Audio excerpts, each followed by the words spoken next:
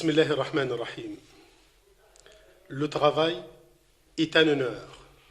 Louange à Allah, Seigneur de l'univers, qui dit dans son noble livre, il dit, œuvrez, car Allah va voir votre œuvre, de même que son messager et le croyant. Et vous serez ramenés vers celui qui connaît bien l'invisible et le visible. Alors, il vous informera de ce que vous faisiez. J'atteste qu'il n'y a point de divinité en dehors d'Allah, l'unique sans aucun associé, et que notre maître Mohammed est son serviteur et messager. Où Allah accorde ton salut et tes bénédictions à lui, sa famille, ses compagnons et ceux qui les suivent d'une rectitude jusqu'au dernier jour. Ensuite, l'islam regarde le travail avec glorification et honneur. Le travail est le moyen de progrès et de prospérité. Contemplant le noble Coran, on y trouve un appel explicite à travailler par lequel se réalise l'urbanisation de l'univers et l'apport du bien au monde entier. Allah, gloire à lui, dit, c'est lui qui vous créa de la terre et vous demanda de la peupler. C'est lui qui vous a soumis la terre, parcourez donc sur grande étendue, mangez de ce qu'il vous fournit. Vers lui la résurrection. Et puis quand la salade est achevée, dispersez-vous sur la terre et recherchez de la grâce d'Allah et invoquez beaucoup Allah avant que vous réussissiez. Vous l'importance du travail, l'ordre vient l'exiger tout de suite après l'ordre d'accomplir la salat. Arak ibn Maliki, qu'Allah l'agrée, lorsqu'il terminait la prière de vendredi, il allait se mettre debout devant la porte de la mosquée et disait, ô mon Seigneur, j'ai répondu ton appel, accomplis ta prière prescrite et parti travailler comme tu m'ordonnas, accorde-moi subsistance de ta grâce, tu es le meilleur pourvoyeur.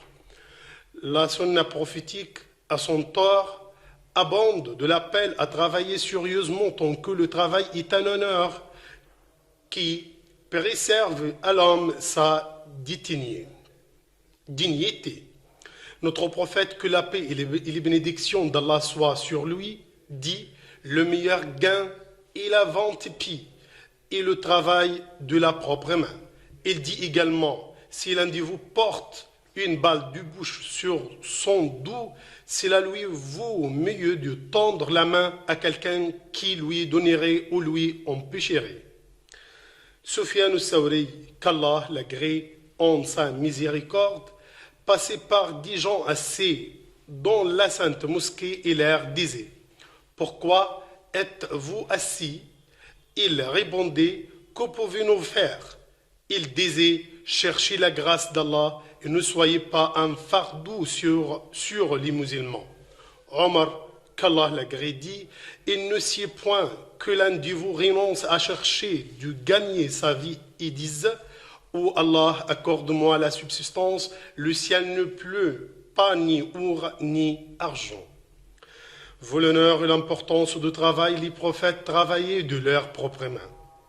Le prophète, que la paix et les bénédictions d'Allah soient sur lui, dit, David ne mangeait que de travail de sa propre main. Zacharia était charpentier. Notre prophète, que la paix et les bénédictions d'Allah soient sur lui, travaillait de sa propre main et était au service de sa famille. Aïcha, qu'Allah l'agrée, dit, le messager d'Allah coordonnait ses sangles et cousait ses habits. Le prophète, que la paix et les bénédictions d'Allah soient sur lui, nous ordonnait de travailler jusqu'au dernier soupir en disant, cela arrive alors que l'un de vous tient un petit palmier, s'il pourrait ne se lever avec deux avant de la planter, qu'il le fasse.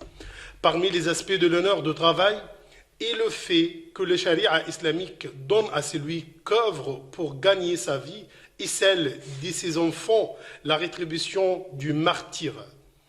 Le noble Coran associe le travail et le sacrifice dans le sentier d'Allah. Allah, gloire à lui, dit, et d'autres parcourent la terre en quête de la grâce d'Allah et d'autres combattent dans le sentier d'Allah. Un homme si vigoureux passa un jour par les compagnons du prophète et l'admirèrent et dirent, il vaudrait mieux que cela soit dans le sentier d'Allah. Le prophète, que la paix et les bénédictions d'Allah soient sur lui, de dire, c'est s'il travaille pour nourrir ses enfants, il est donc dans le sentier d'Allah. S'il travaille pour assouvir les besoins de père et mère vieux, il est donc dans le sentier d'Allah. S'il sort travailler pour gagner sa propre vie, il est donc dans le sentier d'Allah. S'il travaille pour son épouse, il est donc dans le sentier d'Allah. Louange à Allah, Seigneur de l'univers. Que le salut et les bénédictions d'Allah soient accordés au dernier des prophètes et messagers, notre maître Mohammed, à sa famille et à tous ses compagnons. L'islam nous demande non seulement de travailler, mais aussi de perfectionner le travail pour chercher l'agrément d'Allah. Gloire à lui qui promet quiconque perfectionne son travail de l'immense rétribution en disant ceux qui croient et font de bonnes œuvres, vraiment, nous ne laissons pas perdre la récompense de celui qui fait le bien.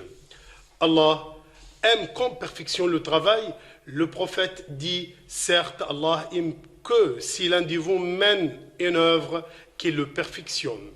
La fidélité du travail est la responsabilité de tout travailleur, fonctionnaire ou responsable. Il faut y observer les ordres d'Allah, gloire à lui. Allah dit, certes, Allah vous observe parfaitement. Interrogé au sujet de la foi parfaite, le prophète dit, c'est le fait que t'adores Allah comme si tu le vois, si vraiment tu ne le vois pas, certes, il te voit. Ô Allah, nous t'implorons de nous diriger vers les bonnes œuvres et d'épargner notre Égypte et tous les pays du monde contre tout mal.